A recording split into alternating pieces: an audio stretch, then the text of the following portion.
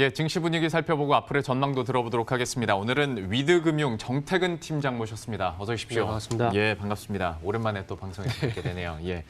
시장 얘기 좀 해보도록 할 텐데 어제 제가 2시 방송할 때까지만 하더라도 조정을 받으면서 네. 8거래일 만에 조정? 근데 이 정도 떨어지면 그래도 선방하는 거다라는 느낌이 왔는데 막판에 또 끌어올리더라고요. 네. 강하긴 강하고 올라가려는 그 탄성은 대단합니다. 좀 네네. 어떻게 보고 계신지. 왜냐면 지금 시점을 이제 과열이라고 표현하시는 분들도 좀 생기다 보니까 질문을 드려봅니다. 이게 저는 좀 애매한 대답을 드려야 될 것 같은데 네. 일단 뭐 과열이라고 보기도 힘들 것 같고요. 네. 그리고 그렇다고 해서 뭐 탄력적으로 간다라고 보기 좀 힘들 것 같은데 무슨 얘기냐면은 그러니까 저는 개인적으로 코로나 이전 수준으로 완벽하게 회복이 됐다라고 생각이 듭니다. 네. 그러면 코로나 이전에 코스피가 어떻게 움직인지 우리가 좀 봐야 되거든요. 근데 2019년 이후부터 코스피 같은 경우에 2000포인트와 2250포인트 박스권 흐름이 나왔었거든요. 예. 근데 최근에 2200포인트까지 올라갔잖아요. 네. 그러니까 당연히 추가 상승에 대한 고민을 할 수밖에 없는 부분들이고 이제 추가 상승에 대한 어떤 고민을 할 수밖에 없는 시점이라 봐야 될 것 같아요. 그렇게 되면은 뭐 과열이라고 말씀하신 분도 계실 거고 뭐 추가 상승을 간다고 말씀하신 분도 계실 건데 그동안은 어쨌든 코로나 이전 수준과 회복이 되게 돼서 매수의 힘이 그동안 되게 강했었죠. 예. 그러나 이제부터는 코로나 이전 수준이었던 그 저항이 될까요? 고점? 2250포인트에 접근한 상황이기 때문에 이제부터는 더 간다 못 간다 이 의견이 엇갈릴 수밖에 없을 거라고 좀 봐요. 네. 그러다 보니까 매수행과 매도힘이 충돌을 하다 보니까 장 초반에 밀렸다가 아니야 더 갈까 하신 분들이 또 매수를 하게 되면서 또 끌어올리고 아마 제가 봤을 때는 일시적으로라도 아마 지금 구간에서 조금 추가 상승에 대한 고민은 분명히 할 수밖에 없는 자리라고 좀 생각이 들어요. 그리고 어쨌든 이제 추가적으로 가기 위해서는 뭐 악재 해소가 아니라 그러니까 코로나라는 어떤 악재 해소가 아니라 예. 이제 또 추가적으로 가기 위한 또 호재가 필요하잖아요. 네. 그럼 추가적인 상승을 가기 위한 어떤 호재가 있어야 되는데 제가 보기에는 아직까지는 조금 힘들지 않겠나라는 생각이 들고 그리고 유동성으로 네. 끌어올리는 거죠, 뭐. 그렇죠. 그리고 항상 그 우리 증시에 이런 표현을 써들지 못한 깡패 같은 역할하는 외국인들이 예. 안 오잖아요. 예. 얘네들 왜 안 올까요? 이런 생각 좀 해보게 된다라면은 여기서는 어쨌든 추가 상승에 대한 고민을 할 수밖에 없는 자리라고 말씀드려야 될 것 같아요. 그러니까 사실 반등하는 네. 속도를 봤을 때는 뭐 과열이라는 말을 붙일 수도 있겠으나 그렇죠. 네. 그래도 코로나 이전 수준을 생각해 본다면 지금은 어떤 박스권 상단의 느낌에서 시장 고민을 해볼 수 있는 일반적인 뭐 고민들 그 시기다라고 얘기를 해주셨는데 그러면 네. 한때는 코스닥이 훨씬 더 네네. 상대적으로 강세를 기록했다가 요즘에는 약간 분위기가 바뀌어가고 있지 않습니까? 네. 그러면 코스닥에 대한 전망은 어떻게 하세요? 코스닥은 아마 제가 봤을 때 코스피에 가야 될 것 같습니다. 일단 그동안 어쨌든 상승 탄력은 코스피보다는 코스닥이 더 강했었거든요. 그렇죠. 그런데 이 부분이 어찌됐던 그 업황 개선이라든지 우리나라의 어떤 거시경제 좋아졌다든지 이런 부분들보다는 소위 말하는 뭐 많은 전문가들이 얘기하고 있지만은 유동성 예. 거기다가 시장이 괜찮아질 거라는 어떤 매수 심리 예. 제가 이런 부분들이 좀 컸다고 좀 봐지거든요. 그리고 뭐 그런데 치료제나 백신 네네, 관련해서도 그렇죠. 워낙 많이 올랐으니까. 그리고 뭐 언택 들은 얘기 나오고 그랬죠. 비대면 얘기 나오면서 예. 이런 분위기들이 시장 상승 좀 이끌었었잖아요. 그럼 이제부터 가기 위해서는 단순히 분위기보다는 그러니까 이제는 더 이끌어주기 위한 어떤 핑계거리도 있어야 되고 수급도 받쳐줘야 된다고 생각을 하고 있거든요.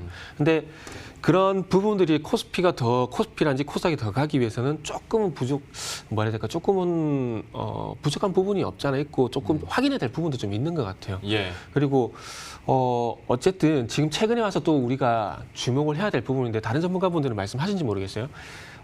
지난주 목요일부터 어떤 현상이 발생이 되냐면은 우리가 첫 번째 질문에 제가 말씀드리려다가 지금 깜빡했는데 네. 시장이 하락 종목수가 더 많아지고 있어요. 예. 시장은 어쨌든 상승으로 가려고 하고 있는데 하락 종목수가 많아지고 있거든요. 이게 네. 무슨 얘기냐면은 하락 종목수가 많아지고 있다는 건 그동안 매수 심리가 더 높았다고 치면은 이제부터는 매도 심리도 조금 시장에 유입이 되고 있다라는 거죠. 예. 근데 이 하락 종목수가 증가하고 있다는 부분도 우리가 봐야 될 이유가 뭐냐면은 그동안 어쨌든 서두에 말씀드렸듯이 뭐 거시경제라든지 업황이라든지 그리고 외국인 수급이나 이런 부분도 올라온 것이 아니라 분위기로 올라온 거거든요. 네. 그러니까 사야 된다.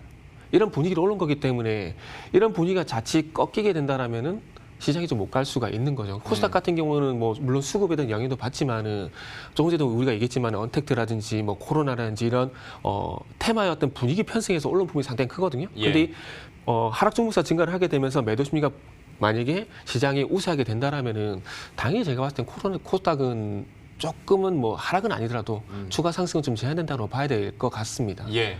하락 종목이 좀 더 두드러지는 건 뭐 양시장 모두에서 좀 네네. 그런 현상이 나타나는 것 같고 이걸 또 반대로 생각을 해보면 그러니까 결국 유동성이 지수를 끌어올리고 네네. 있는 와중에 시가총액 상위 종목들에 이게 또 이동이 되다 보니까 네. 하락 종목은 많은데 지수 자체는 또 올라가는 그렇죠. 그런 현상들이 일어나고 있는 근데 이게 거고. 어찌 보면 대형주주 때문에 그런 거죠. 지난주부터 특징적인 부분이 언택트에서 약간의 대형주주 분위기 많이 다시 넘어갔잖아요. 가치주 얘기를 많이 네네. 했었으니까. 많이 넘어갔잖아요. 그래서 하락 종목수가 많다고 하더라도 그 하락 종목수의 어떤 시가총액보다 그렇죠. 대형주의 시가총액이 크다 보니까 시장이 잘 버티는 거죠. 그러면 예. 이제부터 중요한 건 이 대형주들이 버텨줄 것인가.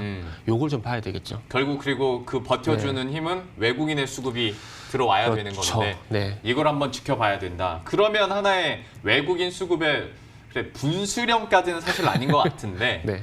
어쨌거나 FMC 회의에서 네네. 어떤 뉘앙스가 나오느냐에 따라서 유동성에 다시 한번 네네. 폭발적인 힘을 줄 것인가 네. 아니면 여전히 그냥 외국인을 간보게 할 것인가 네네. 좀 결정될 것 같은데 어떻게 보십니까? 일단은 결론부터 말씀드리면은 동결은 될 것 같아요.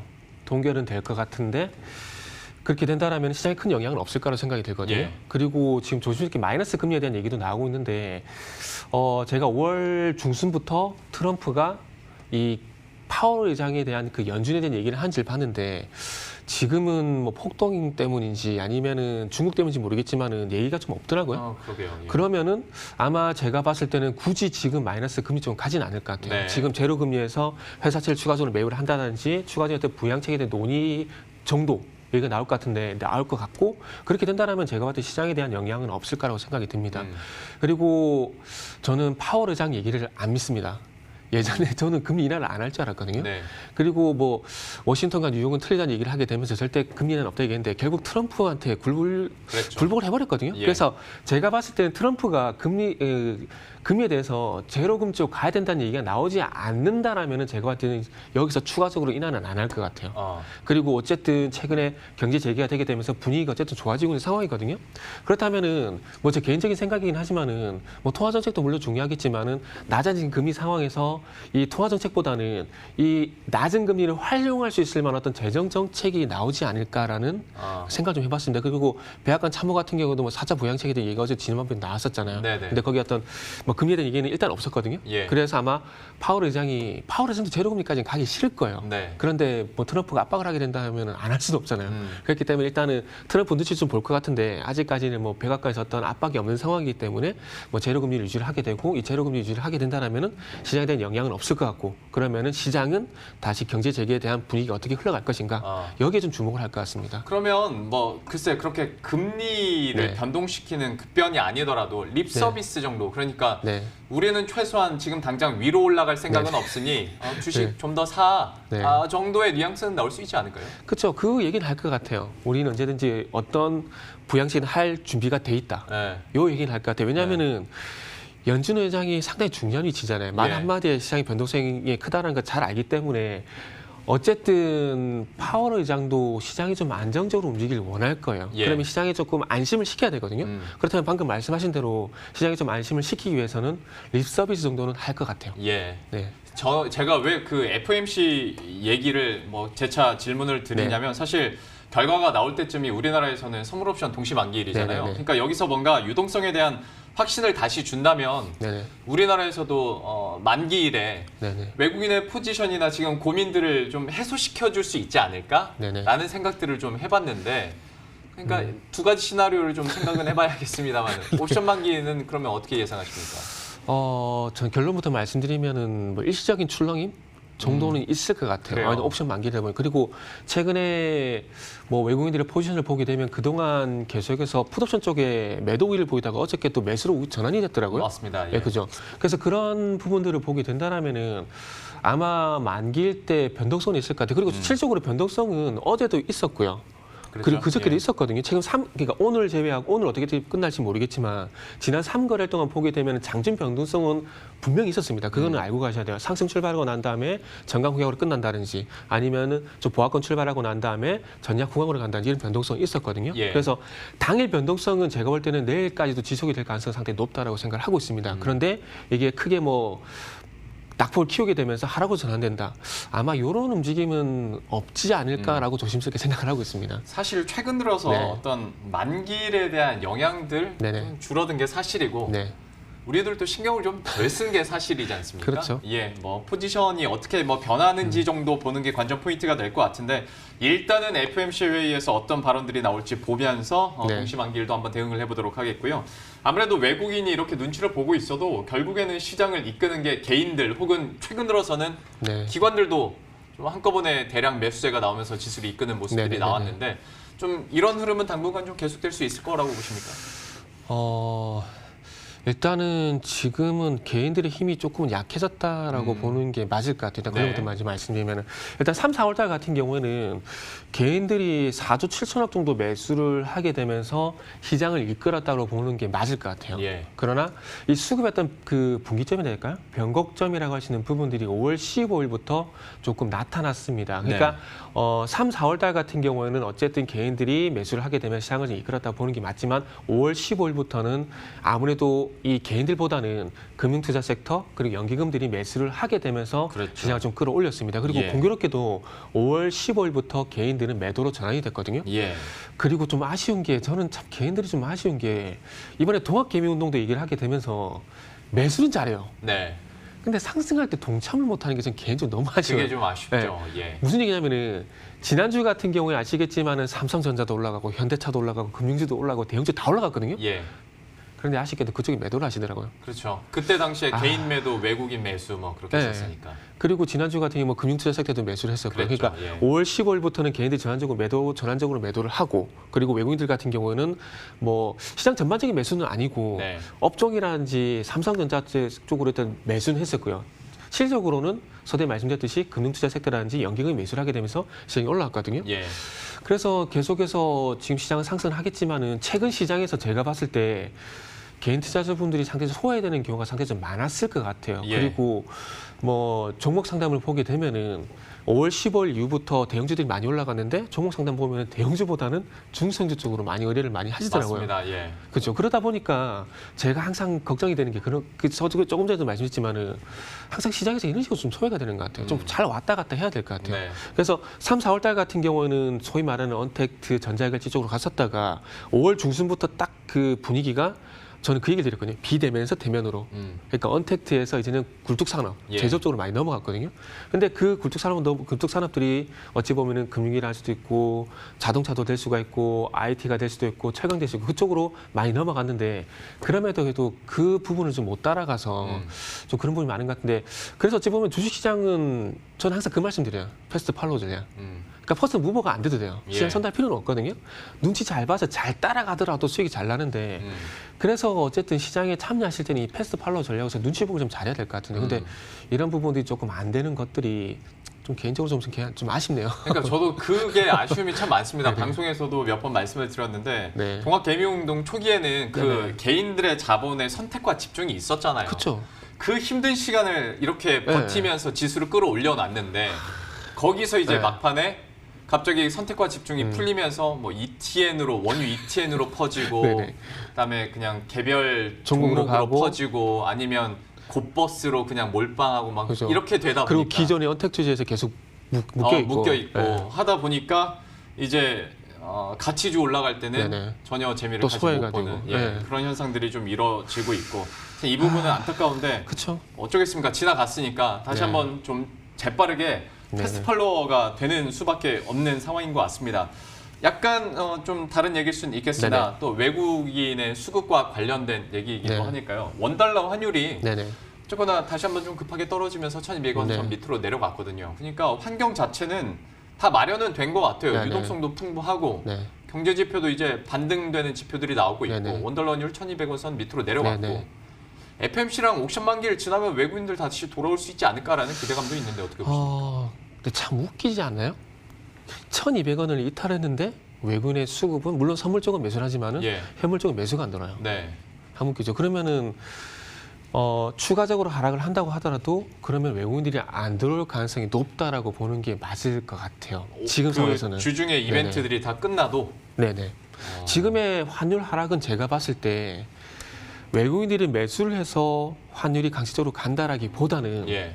지금 미국도 돈 풀고 일본도 돈 풀고 중국도 돈을 풀고 예. 유럽도 돈을 풀고 그러니까 전반적으로 저금리 기조를 계속해서 이어가고 있거든요. 예. 그러면은 원화보다 강한 통화들이 약세 쪽으로 가게 되면은 원화는 당연히 강세로 갈 수밖에 없다라는 거죠. 그러니까 네. 지금 환경이 원화 강세로 갈 수밖에 없는 환경이라는 거죠. 예. 그러니까 말씀하셨듯이 외국인들이 사면서 원화 강세로 간다면 얼마나 좋겠어요. 이거 외국인들이 들어온다는 얘기니까. 그럼 주식시장이 더 간다는 얘기잖아요. 예. 그런데 뭐 외국인이 현물 매수를 하게 되면서 원화 강세 쪽으로 가는 것이 아니라 원화보다 강한 통화들이 엔이라든지 달러라든지 유로들이 부양책을 하게 되면서 상당히 조금 약세 쪽으로 가다 보니까 그 영향으로 좀 하락을 하는 거거든요. 네. 그래서 이 영향으로 인해서 원화가 강세 쪽으로 좀 더 가겠지만은 이게 추세적으로 하락을 한다, 외국인들이 매수가 들어온다? 그거는 좀 더 제가 볼 때 확인 좀 필요할 것 같아요. 그리고 지금 환율 같은 경우에 1,190원대, 1,200원보다는 제가 봤을 때는 1,190원이 분기점으로 맞아요. 네. 왜냐하면은 2019년 4월달 맞나요? 4월달인가 3월달부터 보게 되면은 뭐 물론 선긋기를 한번 해보게 된다라면은 1,190원대에서 정을 받거나 아니면 지지를 받거나 이런 움직임이 네, 있었거든요. 네. 그리고 다음 지지 라인은 1,160원 예. 이런 식이 있었거든요. 그래서 1차적으로 지지받아야 될 분기점 왔다고 생각이 들어요. 예. 그래서 혹시 만약에 진짜 목요일 날 미국이 제로금리를 간다? 네. 그러면 아마 1,190원을 뚫고 내려갈 가능성이 있을 것 같아요. 네. 그런데 그게 아니라면은 좀 지켜주지 않을까? 라는 생각이 좀 들고 그리고 추세적으로 또 강세로 가기 힘든 또 요인이 참 이랬다 저랬다 하셔서 죄송한데 힘든 요인이 그러니까 1,160원까지 하락할 수 있지만은 더 이상 내려가기 힘들다라고 예. 생각하는 건 또 최근에 일본과의 분쟁 아. 그리고 미국과 중국의 또 분쟁 예. 이런 것들 때문에 아마 또 추가적으로 가긴 힘들지 않을까 대외 변수. 그러니까 우리나라가 어쨌든 GDP 80%가 수출이다 보니까 대외 변수에 또 신경을 안 쓸 수가 없거든요. 그러다 보니까 이런 대외 변수 영향 때문에 지속적인 하락, 그러니까 추세적인 어떤 강세 예. 이런 부분들은 조금 힘들 것 같고 많이 떨어져도 1,160원 정도? 저는 일단 그렇게 생각을 하고 있습니다. 참 동의하는 부분이 네. 사실 1,160원은 되게 먼 얘기 같은 느낌은 있겠으나 네. 1,190원대가 분기점으로 본다라는 말씀은 저도 적극 동의합니다. 그러니까 외국인들 수급 보더라도 한 1,140원대에서 1,180원대에서는 적극적으로 사는데 그러면 좀만 올라가도 포지션 확 바꾸더라고요. 안 사요. 예. 하다 보니까 1,200원인 네네. 어떤 심리적인 그 네. 변곡선보다는 1,190원대가 어떤 지지선이 될 수 네네. 있을 것이다. 추가 하락이 나타날지도 한번 계속 지켜봐야 될 것 같습니다. 네네. 마지막 질문이 네. 될 것 같은데요. 아무래도 뭐 중간중간에 이벤트 얘기도 했습니다만은 그러면 네네. 지금 상황에서 어떤 투자 전략이 가장 유효하다고 보십니까? 지금은 솔직히 말씀드리면 좀 쉬는 게 맞다라고 봐요. 그러니까 이제 또 시장의 변화가 어떻게 될 것인가 어떤 확인을 저는 개인적으로 좀 했으면 좋겠거든요. 근데 굳이 어떻게 접근을 한다라면은 짧게 언택트에 대한 순환매가 다시 조금은 발생이 될 것 같아요. 짧게. 예. 그게 아니라 그것도 있고 그리고 저는 지난주부터 바이오를 좀 봐야 된다고 말씀드리고 있는데 예. 그 지난주 같은 경우는 삼성 바이오스를 말씀드렸고 이번 주는 또 바이오 대장주인 셀트리온. 그래서 저희 셀트리온 헬스케어를 좀 준비를 했거든요. 예. 지금 아시겠지만 삼성 바이오스 같은 경우에는 지금 신고가를 가고 있어요. 예. 그리고 셀트리온 헬스케어도 위치가 제가 봤을 때는 신고가를 가기 위한 준비를 하는 자리인 것 같아요. 그리고 실적으로 방송 끝나면 저도 잘 거거든요. 뭐 한다고요? 방송 끝나면 저도 매수할 거예요. 아 매수한다고요? 그 살짝 발만 들였어요. 예. 숟가락만 살짝 얹어놨거든요. 예. 왠지 방송하기 전에 다 사버리면 조금 문제가 될 수 있을 것 같아가지고 아, 그렇죠. 방송하고 난 다음에 저 나가서 또 살 거거든요.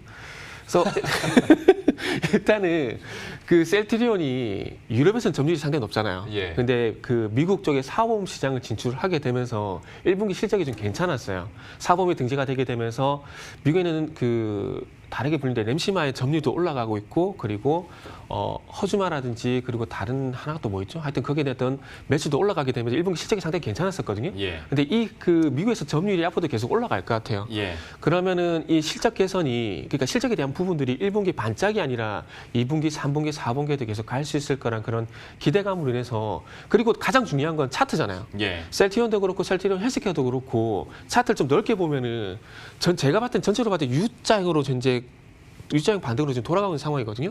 그래서 제가 봤을 때는 만약에 지금 10만 원 가격대를 돌파를 해주게 된다라면은 신고가 가능성이 상당히 높기 때문에 뭐 시장 물론 지금 상황에서 어떤 대안주로서 선택하는 부분도 있지만은 저는 추세적으로 가져가볼 만한 또 종목이다라고 생각을 합니다. 그리고 저는 그래서 바이오 쪽을 보실 때 물론 뭐 코로나 테마스도 좋긴 하지만 그럼에도 불구하고 개인들의 어떤 승률 측면, 예. 그러니까 수익의 어떤 확률 측면에서 봤을 때 저는 개인적으로 바이오 대장주들을 가져가는 게 좀 더 낫지 않겠나 그렇게 말씀드리면서 저도 마찬가지로 실행을 하고 있고요. 그래서 일단은 지금 10만 원 전후 가격이 형성되고 있는 걸 알고 있는데 예. 그래서 10만 원 이하에서 한번 매수해 보시면 좋을 것 같고요. 네. 그리고 1차 목표가는 11만 5천 원, 그 손절가는 9만 4천 원. 뭐 이렇게 한번 말씀드리고 싶네요. 셀트리온 헬스케어 11만 5천 원 목표 주가와 손절가 네네. 9만 4천 원으로 또 관심 있는 종목 한 가지 들어봤습니다. 오늘 시장 이야기 두루두루 해봤고요. 미드금융의 정태근 팀장과 함께했습니다. 오늘 말씀 네, 고맙습니다. 감사합니다. 네, 그럼 저희도 여기서 인사드리도록 하겠습니다. 식사 맛있게 하시고요. 저희들은 내일 이 시간에 또 새로운 소식들과 전략들 들고 다시 찾아뵙도록 하겠습니다. 시청해주신 여러분 고맙습니다.